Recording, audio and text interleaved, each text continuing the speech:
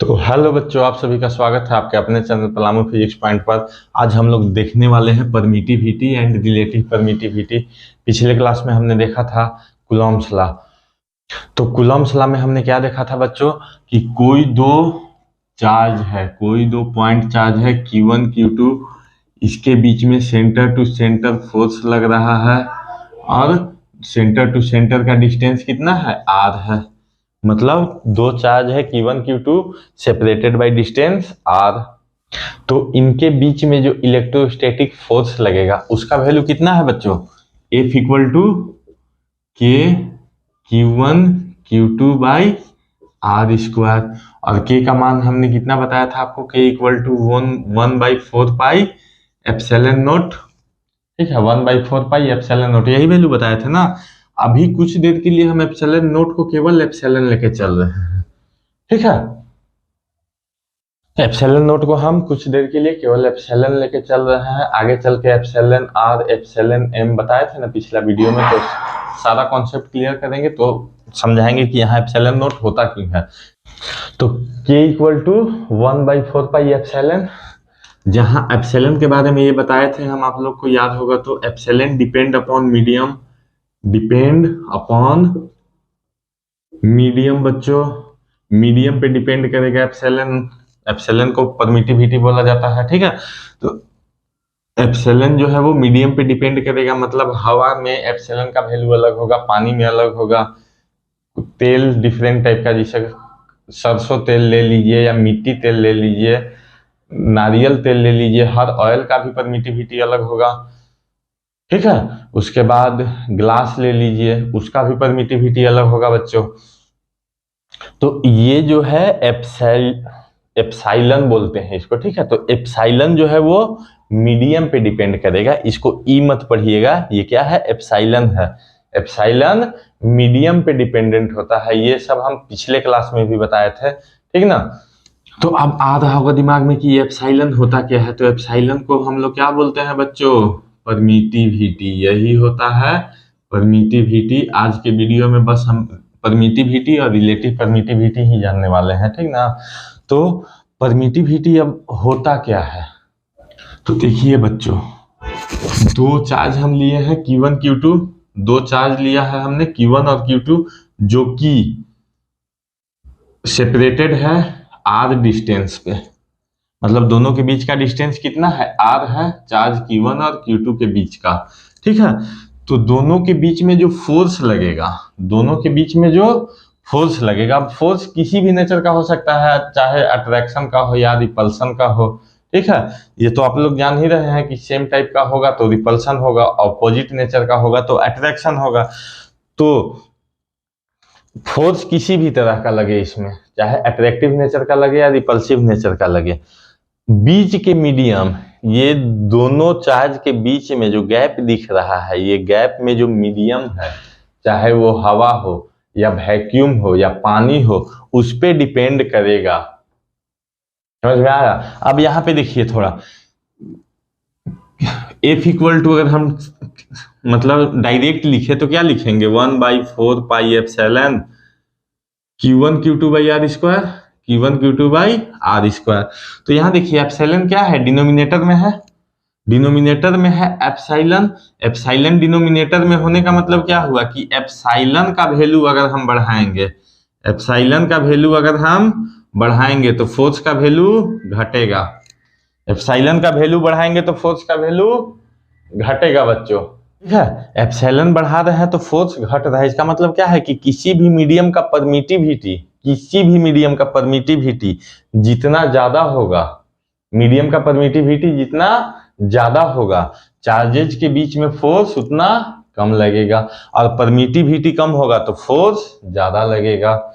समझ में आया। अब आप लोग को ऐसा लग रहा होगा कि इसके नाम में क्या है, नाम में देखिए परमिट है ना, नाम में क्या है, परमिट है। तो परमिट है तो फोर्स कम क्यों होगा, तो फिर ये परमिट किस चीज को करेगा, जब फोर्स को कम कर दे रहा है दो चार्ज के बीच में।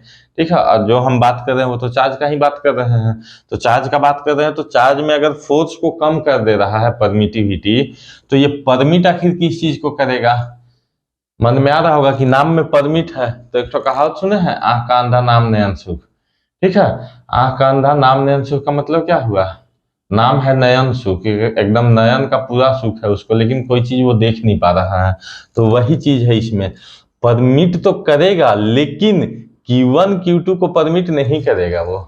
जैसे मान लीजिए हवा का अगर हम एग्जांपल लेते हैं, तो अगर हवा है, हवा में ये दोनों को रखा गया है, ठीक है, तो हवा में रखा गया है तो हवा खुद को परमिट करेगा कि ये दोनों के बीच का, ये दोनों के बीच का क्या लाइन ऑफ फोर्स, ये दोनों के बीच में जो फोर्स लग रहा है वो लाइन के थ्रू ही लग रहा है। ठीक है, तो ये दोनों के बीच में जो फोर्स लग रहा है दोनों चार्ज के बीच में, उसको ब्रेक कर दे या कम कर दे, उसके लिए हवा जो है अपने मॉलिक्यूल्स को क्या करेगा, परमिशन देगा। समझे, ऐसा नहीं है कि ये दोनों को परमिटिविटी, ये दोनों को कोई परमिशन नहीं देगा कि तुम लोग सट जाओ या दूर भागो, उससे इसको कोई लेना देना नहीं है। इसका जो फील्ड है, Q1 का जो फील्ड है चार्ज का और Q2 चार्ज का जो फील्ड है, ये दोनों चार्जेज का फील्ड को ब्रेक करने के लिए जिस मीडियम में रखा जाएगा चार्ज को, उस मीडियम का पार्टिकल, समझिएगा ध्यान से, जिस मीडियम में चार्ज को रखा जाएगा उस मीडियम का पार्टिकल, ये दोनों चार्ज के बीच में इसके लाइन ऑफ फोर्स को कम करने का कोशिश करेंगे। तो लाइन ऑफ फोर्स को कम करने का कोशिश करेंगे तो क्या होगा, फोर्स कम लगेगा। समझ में आया? तो इसका मतलब क्या हुआ बच्चों, कि जितना ज्यादा परमिटिविटी का वैल्यू जितना ज्यादा होगा, दोनों चार्जेस के बीच में फोर्स उतना कम लगेगा, और परमिटिविटी अगर कम रहेगा तो दोनों चार्ज के बीच में फोर्स ज्यादा लगेगा। सिंपल सा बात है, परमिटिविटी ज्यादा है तो फोर्स कम है, तो परमिटिविटी कम होगा तो फोर्स तो ज्यादा ही लगेगा ना। ठीक है, और परमिटिविटी का जो वैल्यू होगा सबसे कम, minimum value of permittivity, minimum value of permittivity is in air, मतलब सबसे कम तो ऐसे वैक्यूम में होगा, वैक्यूम को ही फ्री स्पेस भी बोलते हैं, और हम लोग कभी कभी यूज कर लेते हैं एयर का भी। तो एयर में देखिए मॉलिक्यूल्स होता है, एयर में मॉलिक्यूल्स होता है, लेकिन वैक्यूम किसको बोलते हैं, एब्सेंस ऑफ एयर, जहां हवा भी ना हो उसको वैक्यूम या फ्री स्पेस बोलते हैं। ठीक है, तो परमिटिविटी का वैल्यू सबसे कम कहाँ होगा, वैक्यूम में होगा, वैक्यूम या फ्री स्पेस में, अब लगभग इसी के बराबर एयर में भी होता है। ठीक है, तो minimum value of permittivity is in vacuum, तो फोर्स का मैक्सिमम वैल्यू कहाँ हो जाएगा, फोर्स का maximum value of force is present in vacuum free space air. मतलब दो चार्ज पार्टिकल जब हवा में रहेगा तो उनके बीच में फोर्स मैक्सिमम रहेगा। अगर उसको पानी में हम डाल देते हैं दोनों चार्ज को, तो वाटर मॉलिक्यूल्स क्या करेंगे, उसके फील्ड को, लाइन को ब्रेक करेंगे, तो उनके बीच में जो फोर्स लग रहा था वो कम हो जाएगा बच्चों। ठीक है,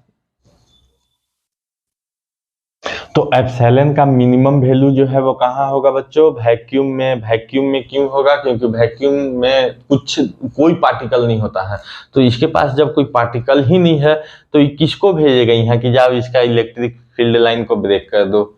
ब्रेक कर देंगे तो ताकत उसका कम हो जाएगा, फोर्स कम लगेगा। ठीक है, तो इसके पास कुछ है ही नहीं तो कुछ भेज सकता है, कभी नहीं भेज सकता है। तो इसलिए वैक्यूम में परमिटिविटी का वैल्यू क्या होता है, मिनिमम होता है, और परमिटिविटी मिनिमम होने के कारण फोर्स जो है वो क्या हो जाता है, दोनों के बीच का फोर्स जो है वो मैक्सिमम हो जाएगा। जैसे कि देखिए आप यहाँ पे देखिए 4 पाई क्या है, कांस्टेंट है, Q1 Q2 और R स्क्वायर, ये भी क्या है, फिक्स है, Q1 Q2 R स्क्वायर, ये भी फिक्स ही है ना। तो अगर एप्सिलॉन का वैल्यू घटेगा तो ये बढ़ेगा, और ये अगर बढ़ेगा तो ओवरऑल ये घटेगा। समझ में आया, ये वाला रिलेशन तो आप लोग को पता ही होगा। तो इसको हम लोग डिनोट करते हैं बच्चों एप्सिलॉन नोट से। इसको हम लोग कहाँ से डिनोट करते हैं, एप्सिलॉन नोट से। तो फोर्स को भी मान लीजिए कि हम एफ नोट से डिनोट कर दे रहे हैं, एफ नोट मतलब शून्य, जीरो, मतलब कुछ नहीं। जहां कुछ नहीं है वहां पे फोर्स का बात करेंगे हम, जहां पे कुछ नहीं है वहां पे परमिटिविटी का बात करेंगे, और यही एप्सिलॉन नोट यहाँ पे आएगा आपका, ठीक है, वैक्यूम और फ्री स्पेस में। क्योंकि हम लोग जो स्टडी कर रहे हैं वो फ्री स्पेस में ही स्टडी कर रहे हैं बच्चों। हम लोग जो स्टडी करेंगे चार्ज पार्टिकल्स का, वो फ्री स्पेस में ही स्टडी करेंगे, इसलिए यहाँ हम लोग 1/4 पाई एप्सिलॉन नोट लगाते हैं, ठीक है। अब यहाँ पे देख लीजिए एप्सिलॉन नोट का वैल्यू क्या होता है। आपको 1/4 पाई एप्सिलॉन नोट का वैल्यू तो बता चुके थे, 9 × 10⁹। यहाँ पे अब आते हैं कि एप्सिलॉन नोट का वैल्यू क्या होता है, क्योंकि ये 4 टाइम्स और ये पाई से मल्टीप्लाई होगा तब उतना वैल्यू देगा ना। एप्सिलॉन नोट का वैल्यू कितना होता है, तो देखिए epsilon naught equal to 8.85 × 10⁻⁻12 coulomb square newton पर मीटर स्क्वायर, कूलम स्क्वायर पर न्यूटन मीटर स्क्वायर, ठीक है। और तो ये एप्सिलॉन नोट जो है, ये वैल्यू जो मिला हमको एप्सिलॉन नोट का, एप्सिलॉन नोट का ये वैल्यू जो है ये मिनिमम वैल्यू हो गया, minimum value of permittivity, minimum value of permittivity. Permittivity का इससे छोटा वैल्यू हो ही नहीं सकता है, क्योंकि वैक्यूम का ये वैल्यू है। वैक्यूम में अगर चार्ज पार्टिकल्स है तो उसका परमिटिविटी क्या होगा, 8.85 × 10⁻⁻12 कूलम स्क्वायर पर न्यूटन मीटर स्क्वायर, ठीक है। तो ये जो है एप्सिलॉन का मिनिमम वैल्यू होगा बच्चों।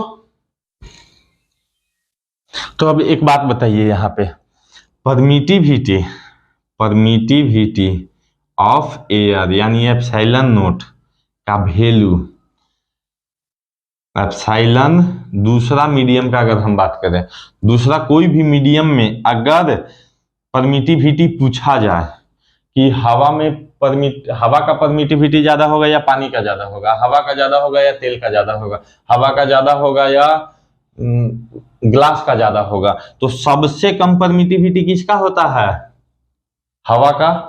तो बाकी दुनिया में जितना भी सब्सटेंस है, अगर पूछा जाए आपसे, तो दुनिया में बाकी जितना भी सब्सटेंस है सबका परमिटिविटी क्या हो जाएगा बच्चों, हवा से ज्यादा होगा, सबका परमिटिविटी हवा से ज्यादा होगा, ठीक है। अब उसके बाद देखिए अगर परमिटिविटी इसका ज्यादा है तो फोर्स, परमिटिविटी हवा का क्या है, हवा का परमिटिविटी सबसे कम है तो फोर्स ज्यादा होगा। मतलब हवा में जो चार्ज पार्टिकल्स एक दूसरे के ऊपर फोर्स लगाएंगे वो सबसे ज्यादा लगाएंगे in comparison to other medium. जैसे दो चार्ज पार्टिकल है ना, तो दोनों एक दूसरे पे सबसे ज्यादा फोर्स कहाँ लगाएंगे, हवा में। पानी में उतना ज्यादा फोर्स नहीं लगा पाएंगे, ठीक है। या दूसरे और भी मीडियम उठा लीजिए, पानी हो गया, तेल हो गया, डिफरेंट टाइप ऑफ ऑयल्स और ग्लास वगैरह हो गया, ठीक है। तो ये सब में जो फोर्स लगेगा, ये सब में जो फोर्स लगेगा वो हवा के फोर्स से हमेशा कम होगा, लेकिन परमिटिविटी हमेशा ज्यादा होगा। मीडियम का परमिटिविटी हवा के परमिटिविटी से हमेशा ज्यादा होगा और फोर्स हवा का हमेशा ज्यादा होगा मीडियम के कंपैरिजन में। याद रखिएगा इस चीज को, ठीक है। इतना समझ में आ गया बच्चों। तो अगर हम मान लीजिए ये हवा में है, Q1 Q2 हवा में है, इसको हम पानी में डालेंगे तो ऐसा नहीं है कि इसका डिस्टेंस को कम कर देंगे या डिस्टेंस को बढ़ा देंगे या Q1 का वैल्यू बढ़ा देंगे, Q1 Q2 का वैल्यू बढ़ा देंगे, ऐसा कुछ नहीं करना है। मतलब जो भी हमको केस लेना है हवा में पानी में, कंपैरिजन, जानते हैं ना, कंपैरिजन हमेशा इक्वल, इंसान में भी कंपैरिजन हमेशा इक्वल लोगों का ही किया जाता है। अब हम अपना कंपैरिजन अंबानी और गेट्स से तो नहीं कर सकते हैं ना, ठीक है। तो कंपैरिजन जो होता है वो हमेशा इक्वल लेवल पे ही किया जाता है, ठीक है। तो हो सकता है कि फ्यूचर में कि हम उसके जैसा बन जाएं, वो एक अलग बात है, लेकिन अभी के टाइम पे अगर हम कंपैरिजन करें तो बराबरी में किया जाता है। तो Q1 Q2 जितना हवा में रहेगा उतना ही पानी में भी रहेगा। और दोनों के बीच का डिस्टेंस जितना हवा में है उतना ही पानी में है, तब कंपेयर करेंगे। ऐसा नहीं है कि इसके डिस्टेंस को कम कर दिया और कंपेरिजन कर रहे हैं कि नहीं पानी में ज्यादा फोर्स लग रहा है, हवा में डिस्टेंस बढ़ा दिया, हवा में कम फोर्स लग रहा है। तो वैसा नहीं करना है बच्चों, क्योंकि डिस्टेंस घटाने बढ़ाने से फोर्स पे इफेक्ट पड़ेगा ही पड़ेगा ना। Q1 Q2 का वैल्यू चेंज करने से भी फोर्स पे इफेक्ट पड़ेगा। तो ये सब चीज दिमाग में मत लाइएगा कि हाँ पानी के अंदर ले जा रहे हैं तो वैल्यू बढ़ जाएगा या बढ़ा देंगे, उस तरह का कुछ हरकत नहीं करना है। तो अब इसको और अच्छे से समझने के लिए एक नया टर्म खोज के लाए हैं जिसका नाम है रिलेटिव परमिटिविटी। बोलिएगा तो पहले ही से लिख के रखे हैं, तो खोज के का लाए हैं कि नहीं, रिलेटिव परमिटिविटी। तो रिलेटिव शब्द सुन के कुछ समझ में आ रहा होगा, रिलेटिव माने हितनाथ होता है कि नहीं, वो वाला रिलेटिव का बात नहीं कर रहे हैं हम। यहाँ पे देखिए, अगर मान लीजिए कि कोई मीडियम का परमिटिविटी है और दूसरा हवा का परमिटिविटी है, ठीक है, तो ये दोनों के रिलेशन को, या ये हम बोल सकते हैं इन दोनों के रेशियो को ही हम क्या बोलते हैं, रिलेटिव परमिटिविटी। मतलब permittivity of medium by permittivity of air, permittivity of medium by permittivity of air equal to relative permittivity. Medium और एयर के परमिटिविटी के रेशियो को हम रिलेटिव परमिटिविटी का नाम दे रहे हैं, ठीक है। तो कहने का मतलब क्या है कि किसी मीडियम का अगर हम परमिटिविटी जानना चाहते हैं तो उसके परमिटिविटी को हम एयर के परमिटिविटी से कंपैरिजन करेंगे। क्यों? क्योंकि एयर का परमिटिविटी सबसे कम है, तो एयर का परमिटिविटी सबसे कम है तो इससे कंपैरिजन करेंगे तो इसका कै गुना है पता चल जाएगा। तो इसका कै गुना है यही बताएगा हमको रिलेटिव परमिटिविटी। समझ में आया? यहां से इसको ऐसे भी देख सकते हैं, epsilon M equal to epsilon R epsilon naught हो जाएगा। Epsilon M equal to epsilon R into epsilon naught होगा ना। तो देखिए मीडियम का, किसी भी मीडियम का परमिटिविटी रिलेटिव परमिटिविटी और परमिटिविटी ऑफ एयर का मल्टीपल होता है या प्रोडक्ट होता है। इसको ऐसे बोल सकते हैं कि परमिटिविटी ऑफ एयर, एयर का परमिटिविटी और रिलेटिव परमिटिविटी के प्रोडक्ट को हम लोग क्या बोलते हैं, परमिटिविटी ऑफ मीडियम। जिस मीडियम का परमिटिविटी हमको फाइंड करना है, चाहे ग्लास हो, चाहे वाटर हो, चाहे ऑयल हो, समझे? तो ये क्या है, इसमें इसका और इसका रेशियो है ना। तो इसका और इसका रेशियो है मतलब क्या, ऊपर वाला देखिए मीडियम का परमिटिविटी हमेशा एयर के परमिटिविटी से ज्यादा होगा। मीडियम का परमिटिविटी हमेशा एयर वाले से तो ज्यादा होगा ना। तो इसका रेशियो जो मिलेगा, कुछ मिलेगा 1.5 गुना, 2 गुना, 10 गुना, 20 गुना, इसी टाइप से मिलेगा ना। तो यहाँ पे क्या दे देगा कि वाटर का परमिटिविटी एयर से ऐसे तो कैजुअली 81 टाइम्स अप्रोक्स होता है, ठीक ना। तो मान लीजिए दे दिया कि 20 टाइम्स है, तो ER का वैल्यू क्या हो गया 20 डायरेक्ट। तो 20 into epsilon naught equal to permittivity of medium, permittivity of water. समझ में आया बच्चों? तो देखिए बच्चों, अभी हम बताए ना आप लोगों को कि रिलेटिव परमिटिविटी वाटर का कितना होता है 81, मतलब ER of water, relative permittivity of water equal to 81, ठीक है। तो relative permittivity of water equal to 81, तो परमिटिविटी ऑफ, मान लीजिए पूछ देगा वाटर, तो permittivity of water equal to क्या हो जाएगा, ER इंटू एप्सिलॉन नोट, मतलब epsilon R into epsilon naught, E बोल दे रहे हैं हम भी गलती से, ठीक ना। एप्सिलॉन पढ़ना है इसको, ठीक है, हम भी गलती हो जाता है कभी कभी।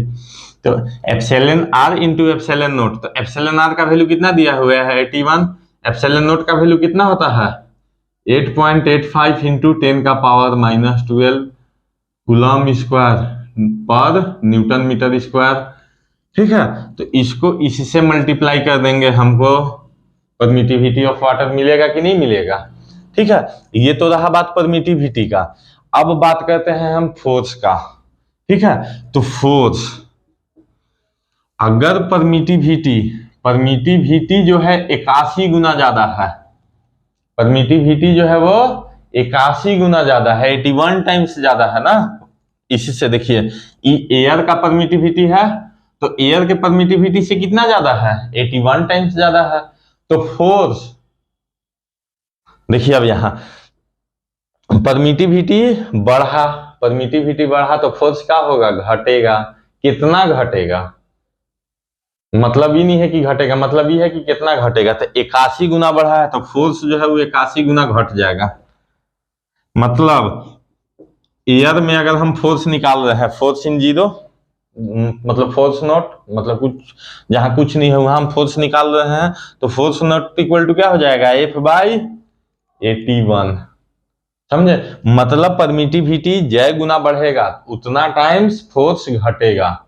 इसको एकदम डायरेक्ट रिलेट कर सकते हैं कि परमिटिविटी 4 टाइम्स बढ़ा तो फोर्स जो है वो 4 टाइम्स घटेगा। या फोर्स अगर दे दिया है कि फोर्स जो है 5 टाइम्स डिक्रीज हो रहा है, तो परमिटिविटी 5 टाइम्स इंक्रीज होगा, डायरेक्ट एकदम बोल सकते हैं आप। समझे, लेकिन कंडीशन क्या होना चाहिए कि दोनों चार्ज के बीच का डिस्टेंस चेंज नहीं होना चाहिए। जो डिस्टेंस मान लीजिए r का है और q1 q2 है, तो ना तो q1 q2 का वैल्यू चेंज होना चाहिए, ना डिस्टेंस चेंज होना चाहिए दोनों चार्ज के बीच का। ऐसा नहीं है कि डिस्टेंस चेंज कर देंगे तो फिर सेम रेशियो में घटेगा बढ़ेगा, नहीं। समझे, तो आगे देखते हैं। जैसे कि एग्जांपल देख लीजिए, मान लीजिए हम दो चार्ज लेते हैं, ठीक है, Q1 Q2, इसको हवा में रखे हैं, और फिर से दोनों चार्ज लेते हैं। दोनों के चार्ज के न तो चार्ज का वैल्यू हमको चेंज करना है और ना ही दोनों के बीच के डिस्टेंस को चेंज करना है बच्चों। इसको मान लीजिए हम लिए हैं एयर में और इसको लिए हैं वाटर में।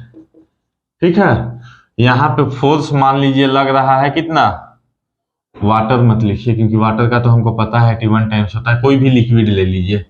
ठीक है, तो देखिए Q1 Q2 डिस्टेंस r, इसको कोई लिक्विड में ले जाके रख दिए, सेम डिस्टेंस रहेगा दोनों के बीच में, मतलब गैप उतना ही रहेगा Q1 Q2 के बीच में, चाहे पानी में रखे या हवा में, और चार्ज भी दोनों का सेम होना चाहिए।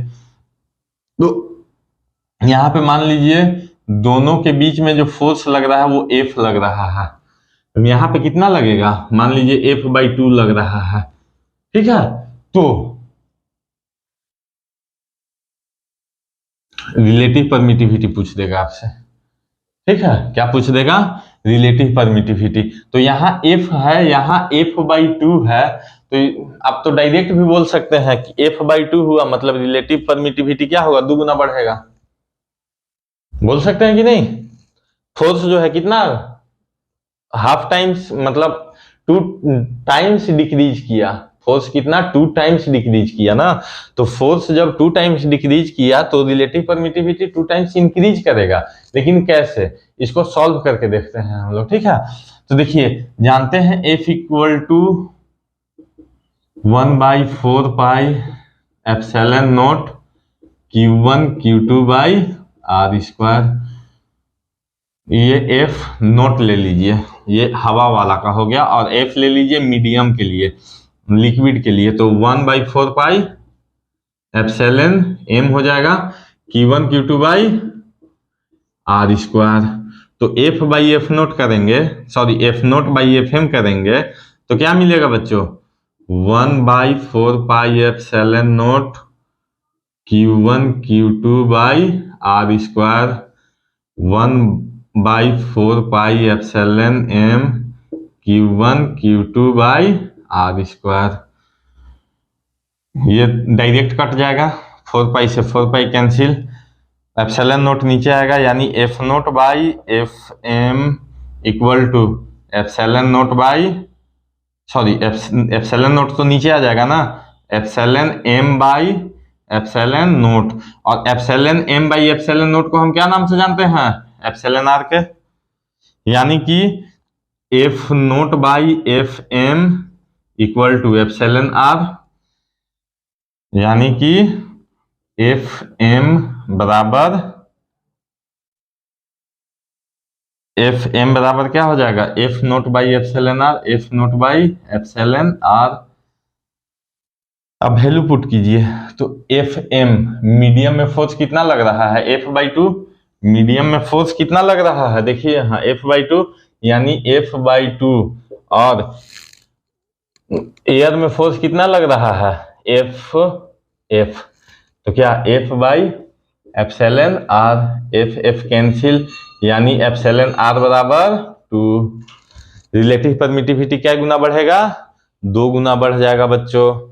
समझ में आया। इसी तरह मान लीजिए कि यहाँ पे अगर हम डिस्टेंस को आधा कर दें, डिस्टेंस को आधा कर दे, या 2 गुना कर दे, या 4 गुना कर दे, 8 गुना कर दे, 1/4 कर दे, तो यहाँ पे देखिए एक में तो आधा ही रहेगा, नीचे वाले में वैल्यू क्या हो जाएगा, चेंज हो जाएगा। यानी कि अगर यहाँ पे हम हाफ करें या इसको 2 टाइम्स बढ़ा दे, इतना लंबा कर दे, 1.5 गुना कर दे, 1.5 टाइम्स इंक्रीज कर दे, तो क्या होगा, तो हम डायरेक्ट बोल सकते हैं, जैसे यहाँ पे देख के हम बोल दिए थे ना कि फोर्स जो है वह हाफ हुआ तो 2 टाइम्स बढ़ेगा, फोर्स हाफ हुआ तो रिलेटिव परमिटिविटी 2 टाइम्स बढ़ेगा, हम डायरेक्ट बोल दिए थे यहाँ देख के। लेकिन अगर लेंथ में चेंज कर दे या इसका वैल्यू चेंज कर दे, Q1 Q2 चेंज कर दे, 2 गुना बढ़ा दे, 3 गुना बढ़ा दे, ठीक है, दोनों को 2-2 गुना बढ़ा दे, तो ओवरऑल 4 गुना बढ़ जाएगा, ठीक है। तो यहाँ पे देखिए 4 टाइम्स यहाँ पे हो जाएगा। अगर यहाँ R को कर दिए 2R, तो यहाँ भी वैल्यू बढ़ेगा। मतलब आप लोग करके देखिएगा घर पे कि एक बार R को 2 गुना बढ़ा दिए, फिर R को 4 गुना बढ़ा दिए, हाफ कर दिए, 1/4 कर दिए, तो कैसे चेंज हो रहा है उस कंडीशन में। वैसा कंडीशन में हम नहीं बोल सकते हैं कि फोर्स जो है F/2 हुआ तो रिलेटिव परमिटिविटी 2 गुना बढ़ेगा, उस केस में हम नहीं बोल सकते हैं बच्चों, ठीक ना। आप लोग को अगर कोई डाउट रह गया होगा तो कमेंट जरूर कीजिएगा। मिलते हैं नेक्स्ट वीडियो में, और वीडियो कैसा लगा कमेंट जरूर करें बच्चों।